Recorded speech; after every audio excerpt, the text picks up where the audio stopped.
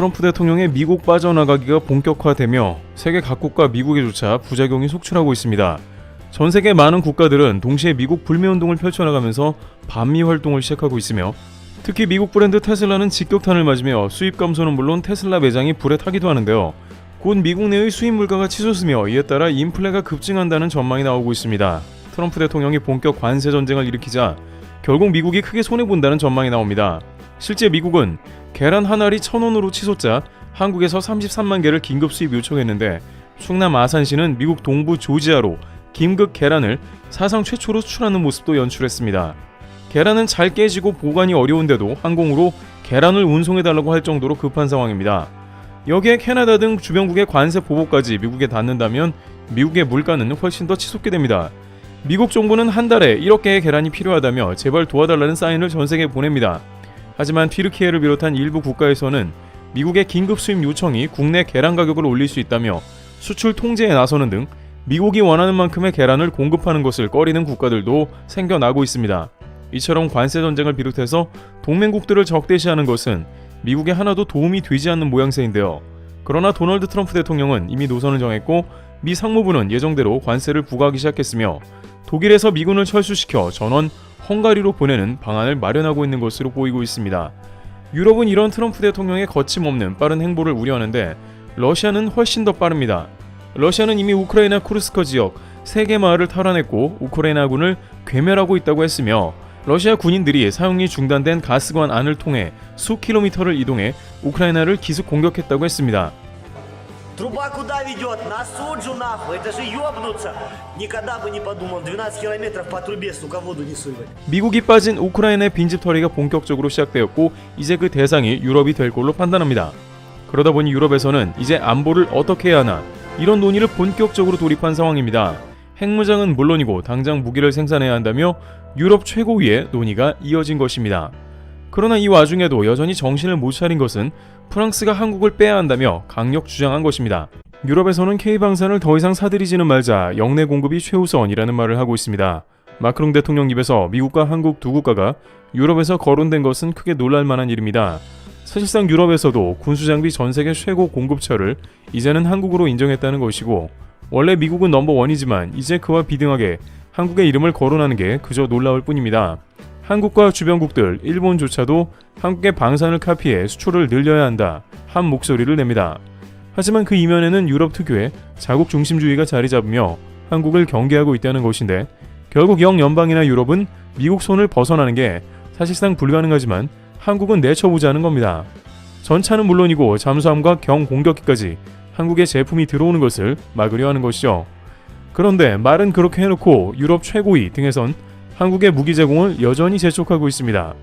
겉으로는 K방산 타도라고 하지만 실제로 나오는 말들은 전혀 딴판이라는 뜻인데요. 하지만 이러한 대접에 대한 한국의 반응은 그들을 크게 놀라게 하고 있다는 소식입니다. 막상 유럽에서 왜 항공무기를 내놓으라는 결단을 하라고 하는지가 궁금해지는 상황이며 한국에서는 이에 대해 어떠한 상황으로 유럽을 망연자실하게 하는지 살펴보겠습니다. 일단 유럽에서는 한국에 대해서 무기 지원은 한국의 마음이라며 개의치 않는 것처럼 했습니다. 당시 나토에서는 한국이 무기를 지원하는 것은 전적으로 한국의 의지라고 이야기했습니다만 이제 대폭 그 의견을 최고 단계로 상향해 살상 무기를 지원해달라고 호소하고 있습니다. 물론 우크라이나 측은 전쟁 직후부터 한국에 꾸준하게 무기를 달라고 호소하기도 했습니다.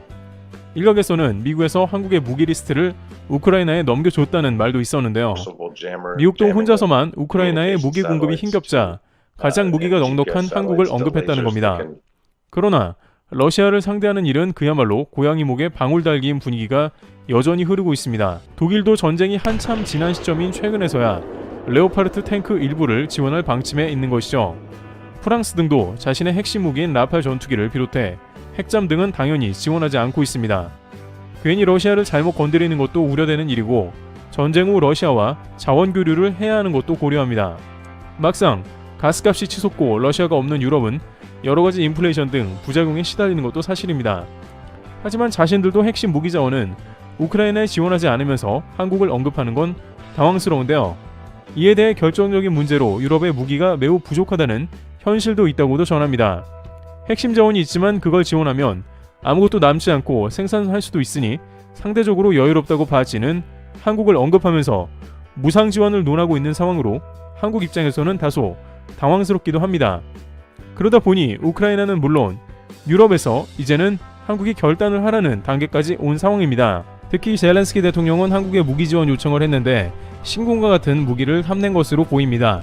젤렌스키 대통령은 러시아와 배와 미사일을 막을 수 있는 여러가지 군사 장비가 한국에 있다고 했고, 그러면서 주목받은 한국의 무기는 신궁과 현궁 등 즉시 사용 가능한 필요 전력을 언급했다고 하는데요. 신궁 같은 경우에는 휴대용 지대공 미사일이며 현궁은 휴대용 대전차 유도 무기에 해당합니다. 우크라이나에서 한국에도 이러한 요청을 해온 것은 이들 무기가 그러다 보니 우크라이나는 한국에 이러한 무기를 적극적으로 요청하지 않을 수 없었던 것입니다. 반대로 중국 입장에서는 최고 우방국이 러시아이며 러시아한테도 군사적 지원을 안 하고 있는데 우크라이나한테는 무기를 줄 리가 없습니다. 중국은 그냥 가운데에서 러시아와 우크라이나의 군사 기술을 빼먹으면서 동시에 그 나라에 중국의 1대1로 사업을 벌이며 그들을 이용하는 것입니다. 따라서 뒤통수 친 중국과 한국과는 근본적인 차이가 있습니다만 그래도 우크라이나와 서방은 압박을 가하기 시작합니다. 또한 한국이 언급되는 중요한 이유 중에 하나는 바로 한국이 무기 수출 국가라는 의견도 나옵니다. 게다가 젤렌스키 대통령이 찾고 있는 지대공 미사일 시스템인 현궁은 이 시점에 더욱 필요한 것인데요. 최근 러시아는 심지어 북한에까지 미사일을 요청했고 러시아의 기술이 들어간 KN-23이 후보로 꼽혔습니다. 러시아의 쇼이구 국방장관은 근래에 북한에 장기간 머물며 북한의 미사일 협력 허가를 받아낸 것으로 보입니다. 아무래도 러시아의 미사일 기술 대부분이 북한에 그대로 이식되었기 때문에 북한은 거절이 어려웠을 것입니다. 또한 북한은 ICBM 및 극초음속 미사일 기술 확보가 체제 유지의 핵심되는 사안으로 러시아 도움이 절실합니다. 따라서 북한과 러시아 국경의 육로를 통해서 소위 북한판 이스칸데르 미사일이 들어올 가능성이 있습니다. 이에 우크라이나는 한국의 신궁, 현궁을 비롯해 천궁까지 지원해줬으면 하는 바람인 것입니다. 이러한 분위기에 대해서 한국이 군사 대국인 것을 사실 모두 알고 이용하려 한다는 의견도 나옵니다. 지금까지 한국은 중국, 러시아, 북한, 일본 등 열강에 둘러싸여 매우 치열한 역사를 보내왔습니다. 그 가운데 한국은 군사 대국이 된다는 방향보다는 주변국의 전쟁 억지력을 위해 부단히 노력한 것인데, 주변국들이 전세계 군사순위 5위 안에 들어있거나 핵무기를 가지고 있는 등 군사 강국이다 보니 한국은 저절로 국방력이 상승했으며 최근 수년간은 군수물자 수출도 세계 10위권에 들어간 것입니다. 따라서 유럽 측에서는 이러한 분위기를 다 알고 있다가 결정적 순간에 한국의 지원을 요청한 것으로 보입니다. 일본의 경우에도 한국의 초계기로 위협 비행을 하는 등 한국의 군사력을 깔보는 듯한 행동을 반복해오다가 막상 중국이 대만 전쟁을 일으키고 자신들을 위협하는 국면이 다가오자 한국의 병력을 동원하자는 말도 나옵니다. 일본 전 외교관 가네하라 노부카스는 쿼드만으로는 부족하고 병력 60만 한국을 끌어야 한다고 주장합니다.